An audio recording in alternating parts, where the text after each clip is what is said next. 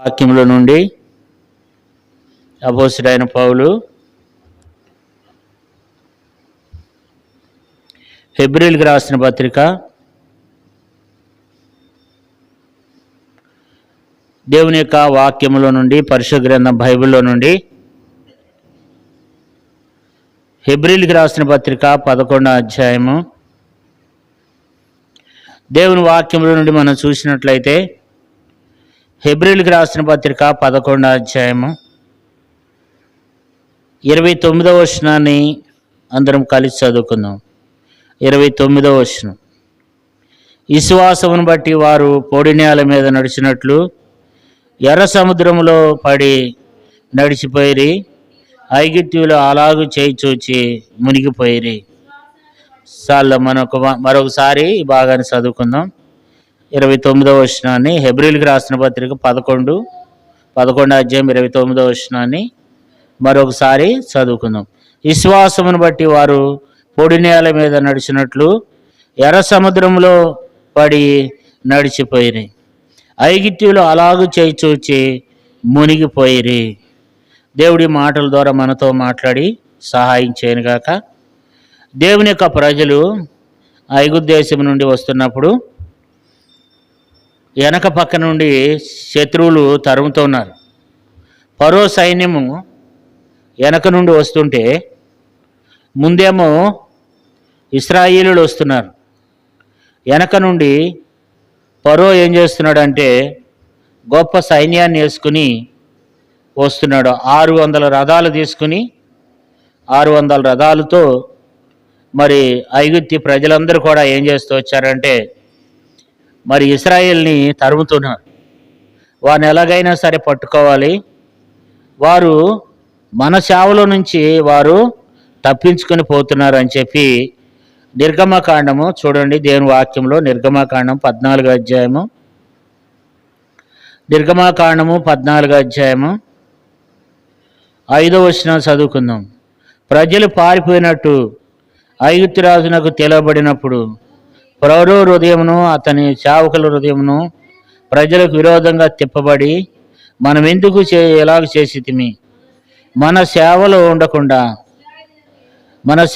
ఉండకుండా ఇశ్రాయేలీయులను మనం ఎందుకు పోనిచ్చిదమని చెప్పుకునేది. ఇక్కడ మనం చూసినట్లయితే ఫరో అనుకుంటున్నాడు, ఫరో తన సైనికులు అంటున్నారు, మనము ఈ ప్రజల్ని ఎందుకు మనం పోనిస్తున్నాం, మన సేవలో ఉండకుండా వాళ్ళు మనకు సేవ చేసి పెట్టాలి, వారు మన సేవలో ఉండుకోకుండా వారిని మనం పంపించొద్దని చెప్పి ప్రజలందరూ పశువులు పిల్లలు మరి వాళ్ళంతా కూడా దాదాపు 20 లక్షల మంది నడుచుకుంటూ వస్తున్నారు. వెనకాల అంతకంటే ఎక్కువగా మరి ఐగుప్తు దేశం నుండి ప్రజలు వీళ్ళని తరుముతున్నారు, వీళ్ళని పట్టుకోవాలని. వీళ్ళని పట్టుకుంటే ఏం చేస్తారంటే మరలా తీసుకుని వెళ్ళి వారు దాస్యంలోనికి తీసుకుని పోయి మరలా వారిని బానిసలుగా చేసి వారిని బానిసలుగా వాడుకుంటారనమాట. అయితే ఇక్కడ మనం చూసినట్లయితే ఇక్కడ వాళ్ళు అనుకున్నారంట, ఇక మనం ఏం చేద్దామంటే వాళ్ళని పట్టుకుందాము, వాళ్ళని పట్టుకుని వాళ్ళని అందరిని కూడా మరలా తిరిగి తీసుకురావాలని చెప్పి మరి ఐగుప్తు దేశం నుండి కొన్ని లక్షల మంది ఏం చేస్తూ వచ్చినారు, 600 రథములు తీసుకుని మరి బయలుదేరుతూ వచ్చినారంట. 6వ వచనమును చూస్తే అంతటా అతడును తన రథమును సిద్ధపరుచుకుని తన జనమును తనతో కూడా తీసుకుని పోయాను. మరియు అతడు శ్రేష్టమైన 600 రథములను ఐగుప్తు రథములను అన్నిటినీ వాటిలో ప్రతి దాని మీద అధిపతులను తోలుకుని పోయాను. కాబట్టి 600 రథములు తీసుకొని మరి ఇశ్రాయేల్ తరుమడానికి పోతున్నారు. అయితే మనం చూసినట్లయితే ఇశ్రాయేలీయులు ఇప్పుడు వారు వెళ్ళిపోతుంటే మరి ముందు చూస్తేనేమో సముద్రం ఉంది, ఎర్ర సముద్రం ఉంది, అది చాలా లోతైన సముద్రం. వెనకాల చూస్తే శత్రు సైనికులు తరుముతున్నారు, వెనకాల చూస్తేనేమో శత్రువులు, ముందు చూస్తేనేమో ఎర్ర సముద్రం ఉంది. ఇప్పుడు వాళ్ళు ఏం చేయాలి అంటే సమస్యలు అనేవి కొన్నిసార్లు మనుషులకు అట్లా ఉంటాయి అన్నమాట. వెనక వెనక గొయ్య ముందు నుయ్యి అన్నట్లు ఉంటుంది. కాబట్టి సమస్యలు అనేది కొన్నిసార్లు ఏం చేయాలో అర్థం కాని పరిస్థితి ఉంటుంది. ఎలాంటి పరిస్థితి అంటే వెనకాల నుండేమో శత్రువు సైన్యము 600 రథములు తీసుకుని అనేక మంది యుద్ధ సైనికులు వెనకాల పరుగులు తీసుకొస్తున్నారు. ముందు చూస్తేనేమో ఎర్ర సముద్రము ఉప్పొంగుతుంది. అప్పుడు ఎవరి పరిస్థితి అయినా ఏం చేయాలి చెప్పండి? ఏం చేయడానికి కూడా తోస్తుంది. అప్పుడు ఏం చేయాలో కూడా అర్థం కాదు. అయితే ఇప్పుడు వాళ్ళు ఏం చేస్తూ వచ్చినారంట? భయపడ్డారంట. 10వ వచనం చూస్తే నిర్గమకాండము 14వ అధ్యాయము 10వ వచనం. ఫరో సమీపించుండగా ఇశ్రాయేలులు కన్నెలెత్తి ఐగుప్తీయులు తమ వెనక వచ్చుట చూచి మిక్కిలి భయపడి యెహోవాకు మొరపెట్టిరి. ఇక్కడ మనం చూసినట్లయితే వారు కన్నెలెత్తి చూసినప్పుడు ఫరో సైన్యం సమీపిస్తుందంట. ఇశ్రాయేలు కన్నెలెత్తి చూస్తూ వచ్చినప్పుడు ఐగుప్తీయులు తన వెనక వస్తూ చూచి భయపడటం కాదు కానీ మిక్కిలి భయపడ్డారంట. వెనకాల చూస్తేనేమో సైనికులు, ముందు చూస్తేనేమో మరి ఎర్ర సముద్రం. ఏం చేయాలో అర్థం కావట్లే. వాళ్ళు అనుకుంటున్నారంట 11వ వచనం చూస్తే అంతటి వారు మోషేతో ఐగుప్తులో సమాధులు లేవని ఈ అరణ్యంలో చచ్చుటకు మమ్మల్ని రప్పించితివా? మేము ఐగుప్తుల నుండి బయటికి రప్పించి మమ్మల్ని ఇట్లా చేయనేలా, మా జోలికి రావద్దు, ఐగుప్తులకు దాసులు మగుదామని ఐగుప్తులో మేము నీతో చెప్పిన మాట ఇదే కదా. మేము ఈ అరణ్యంలో చచ్చటి కంటే ఐగుప్తులకు దాసులవటం మేలని చెప్పాను. ఇక్కడ వాళ్ళు ఏమంటున్నారంటే ఇక మేము చచ్చిపోవటమే మేలు, ఈ అరణ్యంలో చచ్చిపోయే కంటే ఐగుప్తు దేశంలో చచ్చిపోవటం మేలు కదా. మమ్మల్ని అరణ్యంలోకి ఎందుకు తీసుకుని వచ్చినారు? వాళ్ళకి చనిపోవాలనుకుంటున్నారంట. కొన్నిసార్లు పరిస్థితులు ఎట్లుంటాయి? కొన్నిసార్లు ఏం చేయాలో దిక్కుతోసిన పరిస్థితుల్లో ముందు చూస్తేనేమో ఎర్ర సముద్రం ఉంది, వెనకాల చూస్తేనేమో శత్రు సైన్యం ఉంది. ఇప్పుడు ఏం చేయాలా? వాళ్ళు అనుకుంటున్నారు అక్కడ ఉండగా చచ్చిపోతే బాగుండేది, అనవసరంగా ఇక్కడ దాకా వచ్చినాము, ఆ ఐగుప్తు దేశంలో చచ్చిపోతే బాగుండేది, ఎందుకు వచ్చినాము ఇక్కడికి అని చెప్పి వాళ్ళంతా భయపడిపోతున్నారంట. ఇక్కడ రాయబడింది మిక్కిలి భయపడుతూ వచ్చారంట. మిక్కిలి భయపడిపోతూ వచ్చారంట. అయితే మోషే ఏమన్నాడంటే 13వ వచనం, నిర్గమకాండం 14వ అధ్యాయము 13వ వచనం. అందుకు మోషే, భయపడకుడి, యెహోవా మీకు నేడు కలుగజేయ రక్షణ మీరు ఊరక నిల్చుండి చూడుడి. మీరు నేడు చూచిన ఐగుప్తీయులను ఇక మీదట మరి ఎన్నడూ చూడరు. యెహోవా మీ పక్షమున యుద్ధం చేయను, మీరు ఊరకయ్యే ఉండవాలని ప్రజలతో చెప్పాను. ఈ భాగం మనం చూస్తే ప్రజలందరూ అంటున్నారు ఇక మేము చనిపోవడం బెటర్ కదా, మేము అనవసరం ఇక్కడ దాకా వచ్చినాం, అక్కడ చచ్చిపోయినా బాగుండేది, ఈ మోషే మమ్మల్ని ఎందుకు ఇక్కడ దాకా తీసుకుని వచ్చినాడు అని చెప్పి భయపడిపోతూ వాళ్ళు ఉన్నప్పుడు మోషే అంటున్నాడు భయపడొద్దు అంటున్నాడు. అందుకు మోషే, భయపడకుడి, యెహోవా మీకు నేడు కలగచేయు రక్షణ ఊరకే నిల్చుండి చూడు. మీరు నేడు చూచిన ఐగుప్తీయులను ఇక మీదట మరి ఎన్నడూ చూడరు. మోషే ఒక మంచి మాట చెప్పాడు, మీరు ఎందుకు భయపడుతున్నారు? మీరు భయపడొద్దు. చాలాసార్లు భయం అనేది మనకు ప్రతి ఒక్కరికి మనకి సమస్యలు వస్తే ప్రతి ఒక్కరం కూడా ఏం చేస్తాం? అవి అనారోగ్యాలే కావచ్చు, రకరకాల సమస్యలు ఉంటాయి కదా. ఆ సమస్యలకి మనం ఏం చేస్తాం? భయపడిపోతూ ఉంటాం. కానీ దేవుడు మోషే ద్వారా మాట్లాడుతున్నాడు, భయపడొద్దు, మీరు ఊరకే నిల్చుండి చూడండి, మీరు నుంచుని చూడండి చాలు, దేవుడు మీ పక్షంగా ఏం చేస్తాడు? యుద్ధం చేస్తాడు. దేవుడే మీ పక్షంగా. ఇక్కడేముంది 14వ వచనంలో, యెహోవా మీ పక్షమున యుద్ధమును చేయను, మీరు ఊరకే ఉండవలనని ప్రజలతో చెప్పాను. ఇక్కడ మోషే అంటాడు మీరు ఎందుకు భయపడుతున్నారు? వెనకాల వస్తున్నటువంటి ఐగుప్తీయులను చూసి మీరు ఎందుకు భయపడుతున్నారు? మీరు భయపడొద్దు, యెహోవా మీ పక్షం నుండి యుద్ధం చేస్తాడు.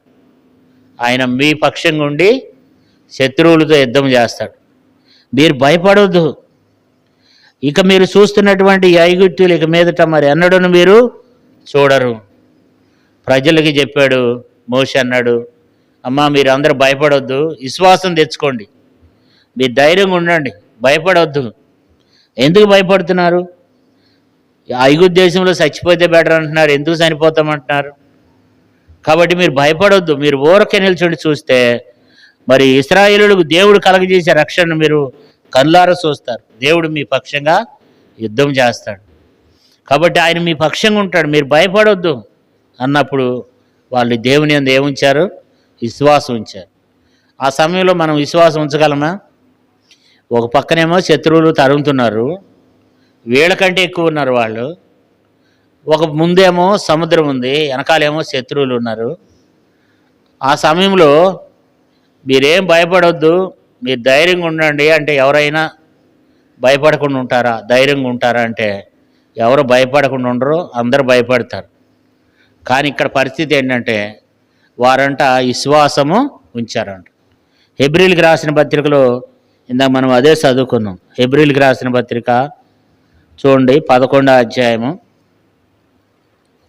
హెబ్రీలకు రాసిన పత్రిక 11వ అధ్యాయము 29వ వచనం. విశ్వాసమును బట్టి వారు పొడి నేల మీద నడిచినట్లు ఎర్ర సముద్రంలో పడి నడిచిపోయి ఐగుప్తీయులు అలాగూ చేయి చూచి మునిగిపోయి. చూసారు, ఇక్కడ మనం చూస్తే వాళ్ళు విశ్వాసం ఉంచారు. మోషే చెప్పిన మాట మీద నిజమేనండి, దేవుడు మన పక్షంగా యుద్ధం చేస్తాడంట, మనం విశ్వాసం ఉంచుతాం అని చెప్పి వాళ్ళు ఏం చేస్తూ వచ్చినారు? విశ్వాసం ఉంచారు.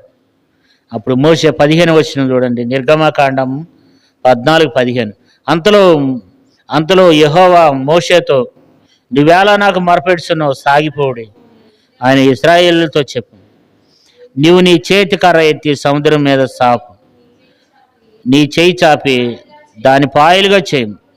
అప్పుడు ఇశ్రాయేలులు సముద్రం మధ్యన 6 నేల మీద నడిచిపోదురు. ఇక్కడ ఒక మంచి మాట దేవుడు అన్నాడు మోషేతో. మోషే ప్రార్థన చేస్తున్నాడు, దేవుడు అంటున్నాడు, నువ్వెందుకు ఇంకా ప్రార్థన చేస్తావు?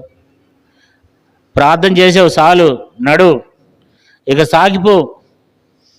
కాబట్టి ఇక నువ్వు సాగిపో. నీ దగ్గర ఉన్నటువంటి కర్రని ఏం చేస్తావంటే, మోషే దగ్గర ఒక కర్ర ఉంది. దేవుడు అన్నాడు, నీ చేతిలో ఉన్నటువంటి ఆ కర్రని సముద్రం వైపు చూపు, సముద్రం వైపు ఎత్తి నీ కర్ర సాపి దాన్ని కొట్టమనగానే మోషే కర్ర ఎత్తి ఆ సముద్రం మీద ఎప్పుడైతే పెట్టాడో ఆ ఎర్ర సముద్రం అంట 2 పాయలైందంట. ఎంత అద్భుతం అంటే ఎర్ర సముద్రం 2 పాయలైందంట. ఎట్లా పాయలైందంటే బైబిల్ ఇక్కడ రాయబడింది, 6 నేల మీద నడిచిపోయినారంట. ఇవన్నీ నేను చెప్పే మాటలు కాదు, దేవుని వాక్యంలో రాయబడింది. నిర్గమకాండం 14వ అధ్యాయం 17వ వచనం లేదా 16వ వచనం. 16వ వచనం చూడండి, నీవు నీ కర్రను ఎత్తి ఆ సముద్రం వైపు నీ చేయి చాపి దాన్ని పాయలుగా చేయము. అప్పుడు ఇశ్రాయేలీయులు సముద్రం మధ్యను 6 నేల మీద నడిచిపోదురు. దేవుడు అన్నాడు, భయపడొద్దు మోషే, నీ కర్రనెత్తి సముద్రం మీద సాపము, ఆ సముద్రం 2 పాయలు అవుతుంది, ప్రజలందరూ 6 నేల మీద వెళ్ళిపోతారన్నాడు. దేవుడు చెప్పినట్లుగా మోషే ఏం చేశాడంట, తన కర్రను ఎత్తినాడంట. కర్రను ఎత్తంగానే ఆ సముద్రం వైపు ఎప్పుడైతే తన కర్రను ఎత్తినాడో ఆ సముద్రం అంట 2 పాయలు అయిందంట. దేవుని బిడ్డలారా, 2 పాయలు అయిందంట. 17 వచనం చూడండి, ఇదిగో నేనే ఐగుప్తుల హృదయములను కఠినపరచుదును, వారు వీరిని తరుముదురు. నేను ఫరో వలన, అతని సమస్త సేనల వలనను, అతని రథముల వలనను, అతని గుర్రపు రౌతుల వలనను నాకు మహిమను తెచ్చుకుందును. కొన్నిసార్లు కష్టాలు ఎందుకు వస్తాయంటే దేవునికి మహిమ తెచ్చుకోవడానికి కూడా వస్తాయంట. కొన్ని శ్రమలు ఎందుకు వస్తాయంటే దేవుని మహిమ కొరకు కూడా కొన్ని వస్తాయి అన్నమాట. ఇక్కడ ఎందుకు వచ్చినాయి? దేవుడే వారి హృదయాలు కఠినపరిచిండంట. ఫరో హృదయము, అతని సేవకుల హృదయాన్ని దేవుడే కఠినపరిచి వీళ్ళ మీదకి రేపుతున్నాడు అనమాట. ఎందుకు అనంటే దేవుడు అక్కడ ఒక అద్భుతాన్ని చేయాలని, ఒక ఆశ్చర్యకార్యాన్ని చేయాలని దేవుడు అనుకున్నాడంట. నేను ఈ ఫరో సేవకుల వలనను, అతని గుర్రపు రౌతుల వలనను నేను మహిమ తెచ్చుకుంటా, అతని రథముల వలన నేను మహిమ తెచ్చుకుంటా. కాబట్టి నేను చేస్తాను వారితో యుద్ధమని చెప్పి దేవుడు బయలుదేరుతూ వచ్చినాడు. దేవుడు చెప్పినట్లుగానే మోషే ఆ కర్రను ఎత్తగానే సముద్రం 2 పాయలు అయిందంట.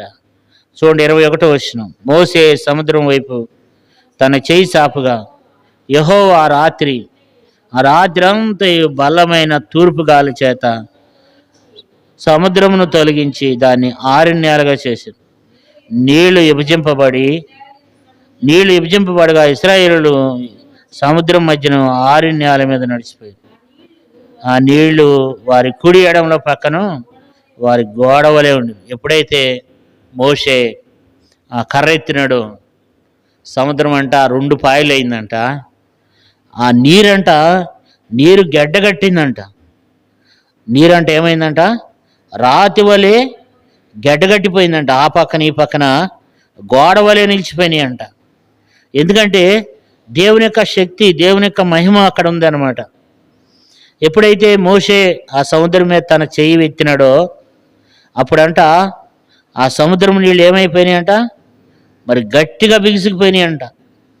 నేలంతా కూడా ఆరిపోయిందంట కదా. కాబట్టి మరి దేవుడు ఆ భూమిని, ఆ సముద్రాన్ని ఏం చేశాడంటే ఆరిన్యాలుగా చేశాడంట. దేవుడు ఆరిన్యాలుగా చేస్తే ప్రజలందరూ ఏం చేస్తున్నారు, మరి ఆ యొక్క ఆరిన్యాల మీద సముద్రంలో పడి వాళ్ళు ఏం చేస్తూ వచ్చినారంట, నడిచిపోయినారంట. వారందరూ కూడా అవకడైపుకి నడిచిపోతూ వచ్చినారు. కారణం ఏంటంటే అప్పుడు అవకడైపుకి నడిచిపోతుంటే ప్రజలందరూ సముద్రం దాటి అవకడైపుకి వెళ్ళిపోయినారు. ఇశ్రాయేలులందరూ వెనకాలప్పుడు ఆ సముద్రంలోకి ఎవరు వస్తున్నారు, ఐగుప్తీయులు వెనకాల 600 రథములను తీసుకొని, గుర్రపు రౌతులను తీసుకొని లక్షల మంది వీళ్ళ వెనకాల పడుతున్నారు. ఇప్పుడు ఇశ్రాయేలులందరూ అవకడైపుకి వెళ్ళిపోయినారు. ఇప్పుడు ఫరో సైన్యం అంతా ఎక్కడుంది, సముద్రం మధ్యలోకి వచ్చిన తర్వాత మరలా దేవుడు అన్నాడు, మోషే నీ కర్ర మరలా సముద్రం వైపు తిప్పమన్నప్పుడు మరలా మోషే తన చేతిని సముద్రం వైపు తిప్పినప్పుడు సముద్రం అంట మరలా కలిసిపోయిందంట. కలిసిపోతే ఐగుప్తీయులు అంతా కూడా ఏమైపోయినారో ఆ సముద్రంలో మునిగిపోతూ వచ్చినారండి దేవుని బిడ్డలు. కారణం ఏంటి, వారు రథచక్రములు ఊడిపోయినాయి అంట. దేవుని వాక్యంలో ఒక మంచి మాట ఉంది చూడండి, నిర్గమకాండం 14వ అధ్యాయము 24వ వచనం. అయితే ఏకోజామున యెహోవా ఆ అగ్ని మేఘమయమైన స్తంభము నుండి ఐగుప్తుల దండు వైపు చూచి ఐగుప్తుల దండును కలవరపరిచెను. వారి రథచక్రములు ఊడిపడినట్లు చేయగా వారు కష్టముతో తోలుచుండిరి. అప్పుడు ఐగుప్తీయులు ఇశ్రాయేలు ఎదుటి నుండి పారిపోదాం రండి, యెహోవా వారి పక్షమున మనతో యుద్ధం చేస్తున్నాడని చెప్పుకొనిరి. కాబట్టి ఇప్పుడు అంటున్నారు, సముద్రం మధ్యలోనికి వచ్చేశారు. ఈ ప్రజలందరూ సముద్రం అవకడైపుకి వెళ్ళిపోయినారు. ఐగుప్తులందరూ ఎక్కడున్నారు, సముద్రం మధ్యలో ఉన్నారు. ఇప్పుడు వాళ్ళు అనుకుంటున్నారంట, రథచక్రాలన్నీ ఊడిపోయినాయి, ఇప్పుడు మనం వెళ్ళలేము, వాళ్ళ దేవుడు వాళ్ళ పక్షంగా యుద్ధం చేస్తున్నాడు, కాబట్టి ఇప్పుడు మనం ముందుకు వెళ్ళలేము, మనం మరలా తిరిగి వెళ్ళిపోదాం వెనక్కి అనుకుంటున్నారంట. ఇంతలోకి ఏం జరిగింది అని అంటే 26వ వచనం. అంతలో యెహోవా మోషేతో ఐగుప్తుల మీదకిని వారి రథముల మీదకిని వారి రౌతుల మీదకిని నీళ్లు తిరిగి వచ్చినట్లు సముద్రం మీద నీ చేయి చాపమని. మోషే సముద్రం మీద తన చేయి చాపగా ప్రొద్దు పొడిచినప్పుడు సముద్రం అధిక బలంతో తిరిగి పొరలాడు. కనుక ఐగుప్తీయులు అది చూచి వెనకకు పారిపోయి, అప్పుడు యెహోవా సముద్రం మధ్యను ఐగుప్తీయులను నాశనం చేసింది. నీళ్లు తిరిగి వచ్చి ఆ రథములు రౌతులను వారి వెనక సముద్రంలోకి వచ్చిన ఫరో యొక్క సర్వసేనలను కప్పివేసాను. వారిలో ఒక్కడైనను మిగిలి ఉండలేదు. దేవుడు ఎంత గొప్ప కార్యం చేశాడు. ఇప్పుడు వరకు ఫరో యొక్క ఆ రథచక్రాలు ఇప్పుడు వరకు కూడా ఉన్నాయంట. ఎర్ర సముద్రంలో సైంటిస్టులు చూస్తే ఆ యొక్క ఎర్ర సముద్రంలోనంట ఆ యొక్క ఐగుప్తు దేశపు ఆ యొక్క రథములు రౌతులు అంటే రౌతులు అంటే అవి ఇంకా పెద్దవి అనమాట. అవన్నీ వాటి చక్రాలు ఊడిపోయి ఆ బళ్ళు అవన్నీ కూడా ఇప్పుడు వరకు కూడా అవి ఎర్ర సముద్రంలో ఉన్నాయి అంటున్నారు. కాబట్టి మనం గూగుల్లో కొడితే వస్తాయి అవన్నీ కూడా. ఎర్ర సముద్రంలో ఆనాడు జరిగినటువంటిది రియల్గా ఇప్పుడు వరకు కూడా అవి ఆ ఎర్ర సముద్రంలో ఉన్నాయి. దేవుని ప్రజలందరూ ఈ దరికి వచ్చేసినారు. అంటే దేవుడు తన నమ్మిన బిడ్డల ఎడల దేవుడు గొప్ప కార్యం చేసి ఆశ్చర్యించే కార్యాలు చేస్తాడు. 29వ వచనాన్ని మనం చూసినట్లయితే, అయితే ఇశ్రాయేలులు ఆరణ్యాల మీద సముద్రం మధ్యన ఉన్నప్పుడు ఆ నీళ్లు తిరిగి వారి కుడి ఎడమలకు గోడవలే ఉండిన.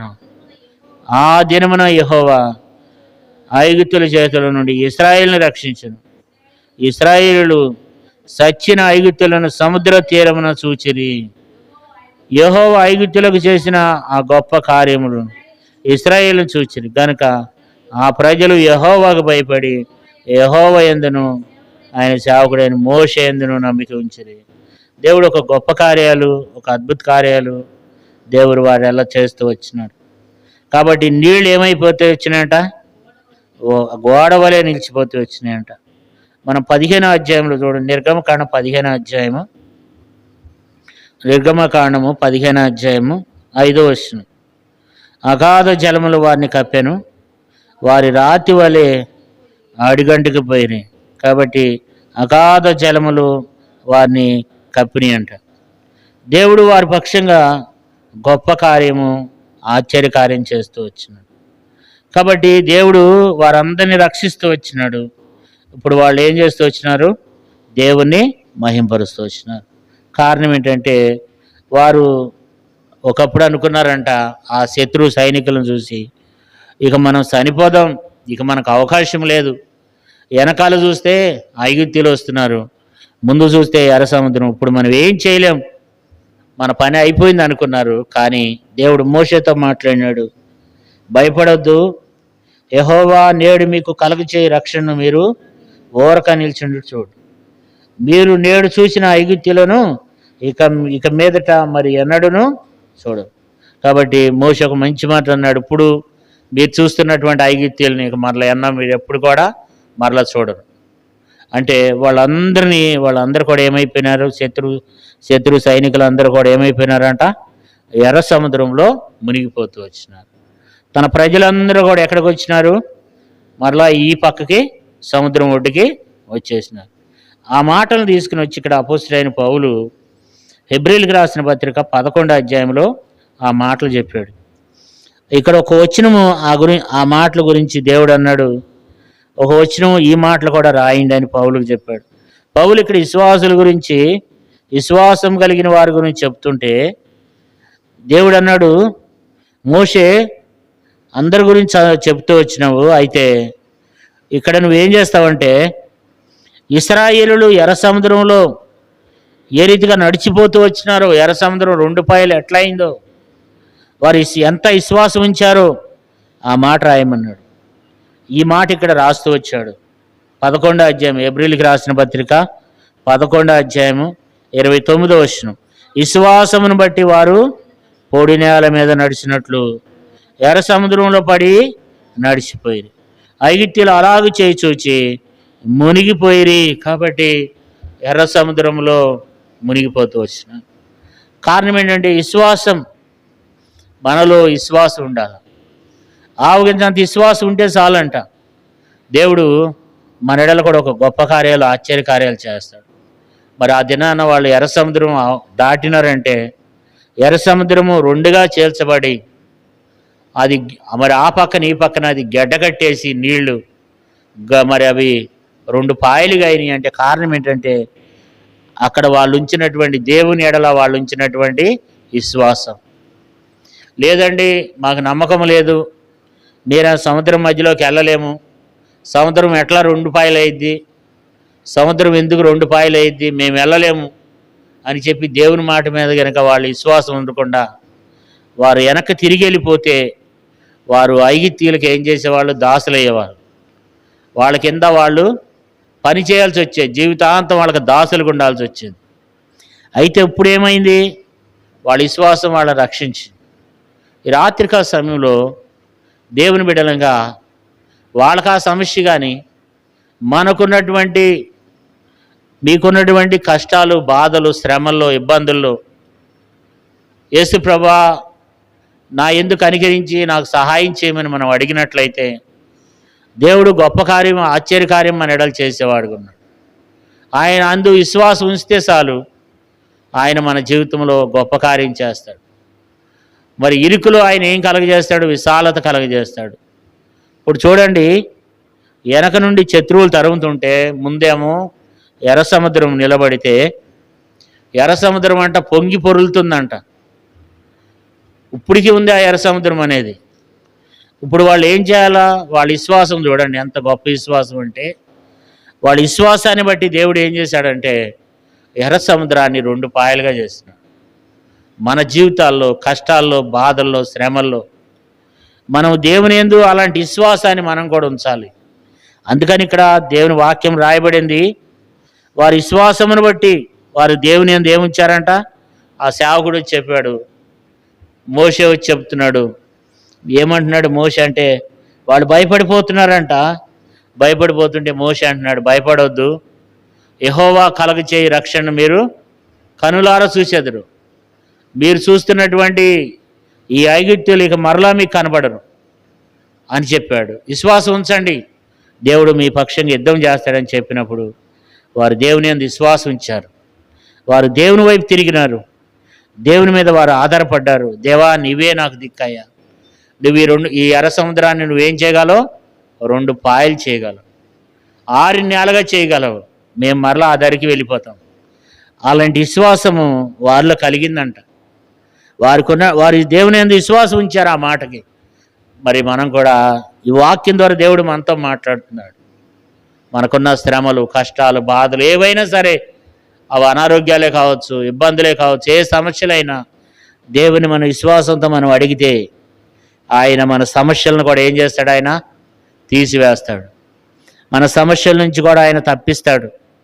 ఇక్కడ ఎర్ర సముద్రాన్ని 2 పాయలు చేసిన దేవుడు మనకున్న అనారోగ్యాన్ని తీసివేయలేడా? మనకున్న అప్పుల బాధలను తీసివేయలేడా? మనకున్న ఇబ్బందులను తీసివేయలేడా? కాబట్టి మనకున్న సమస్యలను ఆయన తీసివేయలేడా? ఎర్ర సముద్రాన్ని 2 పాయలు చేసిన దేవుడు ఎర్ర సముద్రాన్ని 2 పాయలు చేసి 6 నెలలుగా చేసి ప్రజలందరినీ ఆవుకాడ వైపుకి నడిపించిన దేవుడు చిన్న చిన్న సమస్యలు, చిన్న చిన్న బాధలకు మనం భయపడకుండా ఉండి దేవుని యందు మనము విశ్వాసం ఉంచాలి. ఈ రాత్రి ఎవరైనా సరే, దేవుని బిడ్డలుగా ఎవరైనా సరే, మైక్ ద్వారా వింటున్నవారు ఎవరైనా సరే, ఆయన యందు విశ్వాసం ఉంచితే చాలు. ఆయనకి ఏ భేదం లేదు, ఆయన అందరినీ ప్రేమిస్తున్నాడు. ఈ రాత్రి ఈ మైక్ ద్వారా వింటున్న వారు అందరినీ ప్రేమిస్తున్నాడు దేవుడు. యేసు ప్రభు అంటే ఒక క్రైస్తవులు దేవుడు కాదు, ఆయన ఒక మతానికి చెందిన దేవుడు కాదు. యేసు ప్రభు అంటే మతం కాదు, మార్గం. యేసు ప్రభు మనందరినీ ప్రేమిస్తున్నాడు. ఆయన నిన్ను ప్రేమిస్తున్నాడు. నీకున్నటువంటి ఏ సమస్య అయినా సరే, నువ్వు విశ్వాసంతో దేవుని దగ్గర నువ్వు మొరపెట్టినప్పుడు, ఇక్కడైతే ఎర్ర సముద్రాన్ని దేవుడు 2 పాయలు చేసి 6 నెలలుగా చేసి తన ప్రజలైన వారిని సముద్రం ఆవకాడేపుకు తీసుకుని వెళ్ళినాడు. శత్రువులను ఎర్ర సముద్రంలో మునిగిపోయినట్లు చేశాడు. మరి మనకున్నటువంటి చిన్న చిన్న నీకే సమస్య ఉందో, నువ్వే బాధతో ఉన్నావో, ఏ ఇబ్బందితో ఉన్నావో, ఏ కష్టంతో ఉన్నావో, ఏ సమస్యతో ఉన్నావో దేవుడు చేయగలడు. ఆయన యందు విశ్వాసంతో, దేవా నాతో కూడా సహాయం చేయి, మాకు సహాయం చేయి, దేవా మేము కష్టాల్లో ఉన్నాం, మేము బాధల్లో ఉన్నామని విశ్వాసం ఉంచి ఆయన యందు మనం మొరపెడితే ఆయన మనకు సహాయం చేస్తాడు. అందుకే బైబిల్లో ఒక మాట ఉంది, ప్రభువైన యేసుక్రీస్తునందు విశ్వాసం ఉంచుము, అప్పుడు నీవును నీ ఇంటి వారును గొప్ప రక్షణ పొందుతారు. దేవుని యందు విశ్వాసం ఉంచాలి. దేవుని యందు విశ్వాసం ఉంచితే దేవుడు నీకు సహాయం చేస్తాడు. నువ్వు అనుకోవచ్చు, మా పిల్లలకు జాబులు రావట్లేదు, ఉద్యోగాలు రావట్లేదని ఆ కష్టాలు ఉండొచ్చు. పిల్లలకు పెళ్ళిళ్ళు కావట్లేదని బాధలు ఉండొచ్చు, లేకపోతే అనారోగ్యంలో ఉన్నాయని బాధలు ఉండొచ్చు. ఏ బాధలు ఉన్నా సరే మనం విశ్వాసం ఉంచాలి. విశ్వాసంతో ఆయన మనం అడిగినప్పుడు ఆయన మనకు సహాయం చేస్తారు. ఇక్కడ మరి విశ్వాసంతోనే వాళ్ళు ఏం చేశారంట? వారు ప్రార్థన చేశారంట. ఇక్కడ ఇవన్నీ నా మాటలు కాదు, దేవుని వాక్యములు ఇక్కడ రాయబడుతూ వచ్చినాయి. హెబ్రీయులకు రాసిన పత్రిక 11వ అధ్యాయము 29వ వచనములో, విశ్వాసమును బట్టి వారు పొడి నేల మీద నడిచినట్లు ఎర్ర సముద్రంలో పడి నడిచిపోయిరి, ఐగుప్తీయులు అలాగు చేయి చూచి మునిగిపోయిరి. కాబట్టి మరి ఆ యొక్క ఐగుప్తు దేశంలో నుండి వస్తున్నప్పుడు ఎర్ర సముద్రం రెండుగా చేయబడి దేవుని ప్రజలు అందరూ కూడా ఏం చేయబడ్డారు? అందరూ రక్షింపబడ్డారు. రక్షణ యెహోవాది. ఈ రాత్రి మరి దేవుడు కలగచే రక్షణను ఊరకుండే నిలిచుండండి. మీరు కనిపెట్టి చూడండి, ప్రార్థించండి, మొరపెట్టండి. దేవుడు మన జీవితాల్లో ఏం చేస్తాడు? ఆశ్చర్యకార్యాన్ని, అద్భుత కార్యాన్ని చేస్తాడు. ఇక్కడ అందుకే ఉంది బైబిల్లో నిర్గమకాండం 14 అధ్యాయము 13 అందుకు మోషే, భయపడికుడి, యెహోవా నేడు మీకు కలగచే రక్షణను మీరు ఊరక నిల్చుండి చూడి. మీరు నేడు చూచిన ఐగుప్తీయులను ఇక మీదట మరి ఎన్నడూనూ చూడరు. యెహోవా మీ పక్షమును యుద్ధము చేయును, మీరు ఊరకయే ఉండవలనని ప్రజలతో చెప్పెను. కాబట్టి గొప్ప మాటలు మరి దేవుడు మాట్లాడుతూ వచ్చాడు. వారి జీవితంలో కూడా దేవుడు గొప్ప కార్యాలు చేస్తూ వచ్చాడు. ప్రియులరా, ఈ రాత్రికాల సమయంలో కూడా దేవుడు మీ ఎడలు కూడా ఒక గొప్ప కార్యాన్ని, ఆశ్చర్య కార్యాన్ని దేవుడు చేసేవాడుకున్నాడు. మీరు ఏ సమస్యలు ఉన్నారో, ఏ ఇబ్బందులు ఉన్నారో మీరు దేవునికి మొరపెట్టండి. దేవుడు మీకు సహాయం చేస్తాడు. విశ్వాసంతో దేవుణ్ణి అడగండి. దేవుడు మీ ఎడల ఒక గొప్ప కార్యాన్ని చేస్తాడు. మేము కూడా మీ అందరి కొరకు ప్రార్థన చేసుకుందాం.